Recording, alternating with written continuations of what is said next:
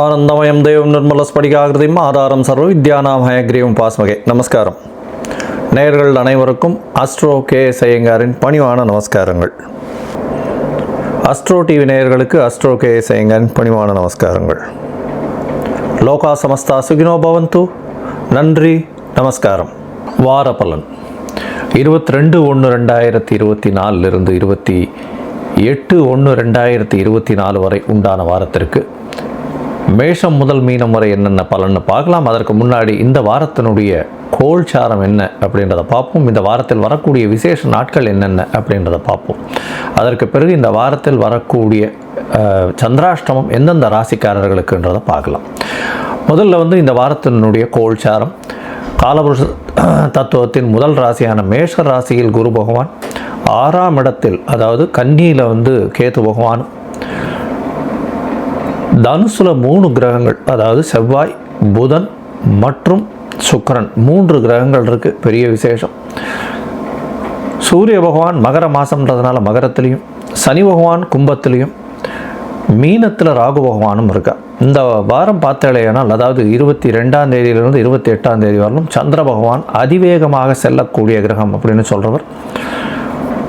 ரிஷப ராசி அதாவது மிருகசீரிஷ நட்சத்திரத்திலிருந்து அவர் பூர நட்சத்திரம் வரலும் போகிறார், அதாவது சிம்ம ராசி வரலும் போகிறார். இது இந்த வாரத்தினுடைய கோல்சாரம். இந்த வாரத்தில் பார்த்தோம்னா கிரக மாளிகா யோகம்னு சொல்லக்கூடியது இருக்குது. என்ன அப்படின்னா 5 கட்டத்தில் கிரகங்கள் எல்லாமே இருக்குது பாருங்க. அதாவது கேத்துவை தவிர மிச்சம் எல்லாமே 4-5 கட்டத்தில் கண்டினியூஸாக இருக்குது. நடுவில் எந்த ஒரு பிரச்சனைகளும் இல்லாமல், அதாவது எந்த கேப்பும் இல்லாமல் தனுசுலேருந்து பார்த்தீங்கன்னா தனுசு, மகரம், கும்பம், மீனம், மேஷம் அந்த 5 கட்டங்களும் ஃபுல்லாக இருக்குது. இது கிரக மாளிகா யோகம்னு சொல்லக்கூடியது. இந்த மாதிரி யோகங்கள் இருக்கக்கூடி பிறந்தவர்களுக்கு இயற்கையிலேயே அதீதமான செல்வங்கள் இருக்கும், பெரும் வளமை இருக்கக்கூடும். அதை தவிர ஒரு பெரிய ஏற்றமான இடத்துல அவர்கள் தொழில் செய்வார்கள், தொழிலிலும் மிகப்பெரிய வெற்றி அடைவார்கள். ஒரு பெரிய ஏற்றத்தில் அரசாங்கத்தில் ஒரு பெரிய ஆளுமையில் இருக்கக்கூடிய அளவிற்கு ஒரு பெரிய ஏற்றம் இருக்கும். சரி, இந்த வாரத்தினுடைய விசேஷ தினங்கள் அப்படின்றத பார்ப்போம். இந்த வாரம் ஆரம்பிக்கிறதே துவாதசியில் ஆரம்பிக்கிறது. இந்த வாரத்தில் 22ஆம் தேதி அன்னைக்கு துவாதசி. இது வைணவர்களுக்கு ஒரு பெரிய விசேஷமான நாள். ஏன்னா ஏகாதசி விரதம் இருக்கிறவா, அதாவது துவாதசி பாராயணம் பண்ணணும். ஏகாதசிக்கு விரதம் இருக்கலைன்னாலும் துவாதசி அன்னைக்கு இந்த துவாதசி பாராயணம் பண்ணணும் அப்படின்னு சொல்லுவாள். சீக்கிரமாகவே சாப்பிடணும்னு சொல்லுவாள். அதை தவிர சுண்டக்காய், இந்த மாதிரி நெல்லிக்காய் இதெல்லாம் சேர்த்துக்கணும், அகத்திக்கீரை இதெல்லாம் சேர்த்துக்கணும். இன்றைக்கி அகத்திக்கீரை வாங்கி அருகில் இருக்கக்கூடிய கோசாலையில் கொடுக்கறது ரொம்பவும் விசேஷம். 23ஆம் தேதி பிரதோஷ காலம். பிரதோஷம் அப்படின்றது திரையோதசி அப்படின்னு சொல்லக்கூடிய 13ஆம் நாள். அதாவது தேய்பிரையும் சரி வளர்பிரையிலும் சரி 2 காலகட்டத்திலையும் பிரதோஷம் வர்றது உண்டு. இது வளர்பிறை பிரதோஷ காலம். ஏன்னா இதுக்கு அடுத்த 2 நாளில் பௌர்ணமியும் வருது. இந்த பிரதோஷத்தில் விசேஷம் என்னன்னு பார்த்தாலேனா 23ஆம் தேதி செவ்வாய்க்கிழமை வருது, பிரதோஷமாகவும் இருக்குது. இன்றைக்கி திருவாதிரை நட்சத்திரம் வேறு வருது. திருவாதிரை சிவபெருமானுக்கு உகந்த நட்சத்திரம். எல்லா சிவன் கோயில்லையும் பெரிய ஏற்றம் கிடைக்கக்கூடிய நாளாக இந்த நாள் இருக்கும். சாயந்தரம் 5:45 6:15 வரலும் பெரிய ஆரத்தி எடுப்பா. அந்த ஆரத்தி சேவிக்கிறது பெரிய விசேஷம். எல்லா விதமான துயரங்களும் போகக்கூடிய, எல்லா விதமான விஷயங்களும் அதாவது தோஷம் எல்லாமே அற்று போகக்கூடிய காலமாக இந்த காலம் அமையிறது. அதை தவிர என்ன நினைச்சுட்டு நம்ம பிரதோஷ கால விரதம் இருக்கோமோ, இந்த ஆரத்தி முடிஞ்சதுக்கப்புறம் பிரதோஷ பூஜையை முடிச்சுட்டு ஆரத்தி முடிஞ்சதுக்கப்புறம் அதுக்கப்புறம் சாப்பிட்றது தான் விசேஷம். பெருமாள் பிரசாதம் வாங்கி சாப்பிட்டு, அங்கே சிவன் கோவிலில் பிரசாதம் வாங்கி சாப்பிட்டுட்டு அதுக்கப்புறம் இந்த உங்களுடைய பிரதோஷ விரதத்தை முடிச்சுக்கிறது நல்லது. அதாவது திருமண பிராப்தி, குழந்தை பிராப்தி, அது தவிர உங்களுக்கு கடன், இந்த மாதிரியான பிரச்சனைகளுக்கு பிரதோஷ விரதம் இருக்கிறது எப்பொழுதும் உண்டானது. இந்த வாரத்தில் பார்த்தீங்கன்னா 25ஆம் தேதி தைப்பூசம். மிகவும் ஏற்றமான நாள். முருகப்பெருமானுக்கு பெரிய ஏற்றம். அசுரர்களை வென்று தேவர்களுக்காக வென்று வெற்றியை கொடுத்த நாளாக கருதப்படுகிறது. தேவயானை திருமணமும் நடந்ததாக தைப்பூசத்தன்னைக்கு சொல்லக்கூடியது. தைப்பூசத்தன்னைக்கு இன்னொரு பெரிய விசேஷம் என்னன்னா வடலூர், அதாவது என்னது காய்ந்த பயிரை கண்டபோதெல்லாம் பாடினேன் அப்படின்னு சொல்லக்கூடிய வடலூரார் அப்படின்னு சொல்லக்கூடியவர், அருட்பெருஞ்சோதி தனிப்பெரும் கருணை என்று சொல்லக்கூடியவர்.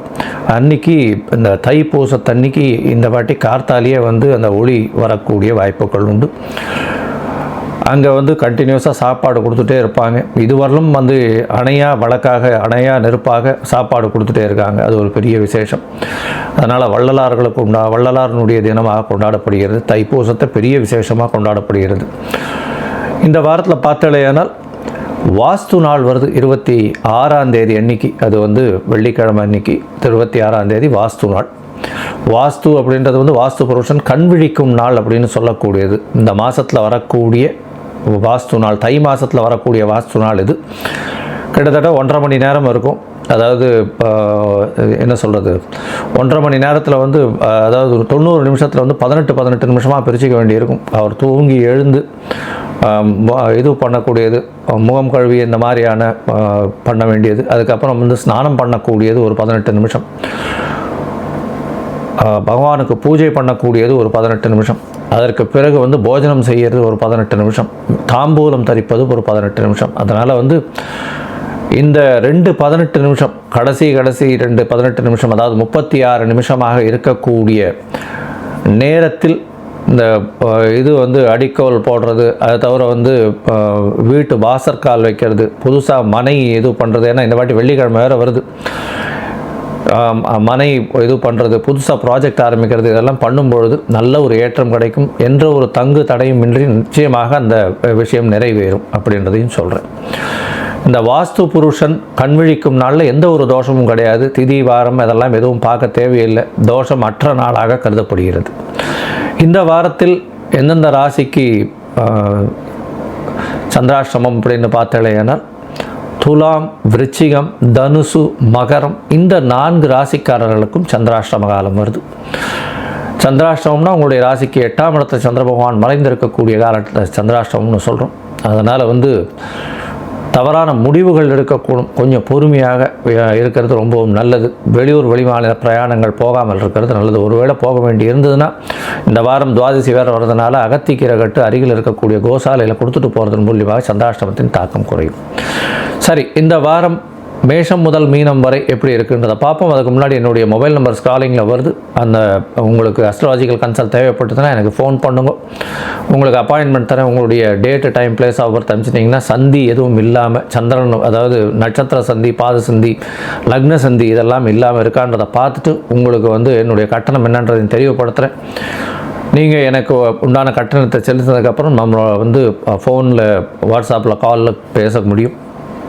நம்ம பேசுவோம். உங்களுடைய பிரச்சனைகள் என்னன்றதை வந்து இன்றைய கோல்சார பிரகாரமும் தசாபுக்தி அந்தரம் சூக்ஷ்மம் பிரகாரமும் எந்த அளவுக்கு எளிய பரிகாரம் சொல்ல முடியுன்றதை பண்ணி உங்களுடைய பிரச்சனைகளை தீர்க்கப்படுறேன். சரி, இப்பொழுது மேஷம் முதல் மீனம் வரை 22/1/2024 28/1/2024 வரை உண்டான நாட்களுக்கு எப்படி இருக்குன்னு பார்ப்போம். துலாம், சித்திரை, சுவாதி, விசாகம் இந்த 3 நட்சத்திரம் 9 பாதங்களை கொண்ட ராசி. ராசியின் அதிபதி அப்படின்னு சொல்லக்கூடிய ஒரு சுக்கிர பகவான் ராசிக்கு 3ஆம் இடத்துல இருக்கிறது விசேஷம். குரு பகவானால் பார்க்கப்படுறது அதோட விசேஷம். என்ன, துலா ராசிக்காரர்களுக்கு பார்த்தாலேனா உங்களுடைய ராசிக்கு மிகப்பெரிய யோகமான நாட்கள் வந்துருச்சு. உங்களுடைய ராசிக்கு 5ஆம் இடத்துல சனி பகவானும் 6ஆம் இடத்துல வந்து ராகு பகவானும் குரு பகவான் சமசப்தமத்தில் இருக்கிறது பெரிய விசேஷம். ராசியின் அதிபதியையும் வந்து குரு பகவான் பார்க்கறதுனால திருமணத்திற்கு பார்த்து கொண்டிருப்பவர்களுக்கு கண்டிப்பாக திருமண பாக்கியம் நிச்சயமாக நடந்தேறும். ஏன்னா 7ஆம் இடத்துல இருக்கிற குரு பகவான் அவரே வந்து பரிவர்த்தனை யோகமும் அடைகிறார். சப்தமாதிபதி ஆட்சி பெற்று இருக்கக்கூடிய காலகட்டமாகவும் இருக்குது. குரு பகவானால் உங்களுடைய ராசிநாதன் பார்க்கக்கூடிய காலகட்டமாகவும் இருக்குது. கண்டிப்பாக உங்களுக்கு திருமண பாக்கியம் நிச்சயமாக திருமணத்திற்கு பார்த்து கொண்டு இருக்கக்கூடிய இளைஞர்களுக்கு திருமண பாக்கியம் ஏற்படக்கூடிய வாய்ப்புகள் நிச்சயமாக உண்டு. உங்களுடைய ராசிக்கு பார்த்தேலையானால் 6ஆம் இடத்தில் இருக்கக்கூடிய ராகு பகவானால் எந்த ஒரு எதிர்ப்பும் எதிரிகளும் அற்ற நிலை இருக்கும். புதிய வேலையில் பெரிய ஏற்றம் கிடைக்கும். வேலையில் பெரிய ஏற்றம், படிக்கக்கூடிய மாணவர்களுக்கு பெரிய ஏற்றம், தொழிலில் அபரிமிதமான ஏற்றம் இருக்கக்கூடிய காலகட்டம். புதிய வேலை கிடைக்கக்கூடிய காலகட்டமாக இந்த காலகட்டம் அமைகிறது. அதாவது வேலை வந்து இவ்வளோ நாளாக வேலைக்கு போட்டிருந்தவங்களுக்கெல்லாம் கிடைக்காம இருக்கும். இப்போ வந்து என்ன சம்பளம் எதிர்பார்க்குறாலோ அதற்கு மேலே சம்பளம் கிடைக்கக்கூடிய காலகட்டமாக இருக்குது. 3ஆம் இடத்துலையே வந்து ராசிநாதன் போய் இருக்கிறதுனால முயற்சிகள் அனைத்தும் வெற்றியடையக்கூடிய வாய்ப்பு உண்டு. செவ்வாய் பகவானும் சேர்ந்திருக்கார், புத பகவானும் சேர்ந்திருக்கிறதுனால வெளிநாட்டுக்கு போகணும்னு பார்த்துட்டு இருக்க ஆளுகள்லாம் கண்டிப்பாக வெளிநாட்டு யோகம் வந்தாச்சு.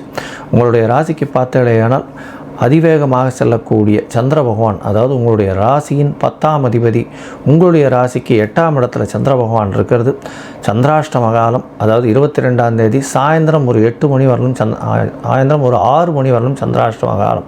இந்த காலகட்டத்தில் புதுசாக யாருக்கும் அதாவது ஜாமீன் கையெழுத்து போடுறது, யாருக்கும் இது சொல்கிறது, தேவையில்லாத வார்த்தைகளை பேசுகிறது, இதெல்லாம் தவிர்க்கிறது ரொம்பவும் நல்லது.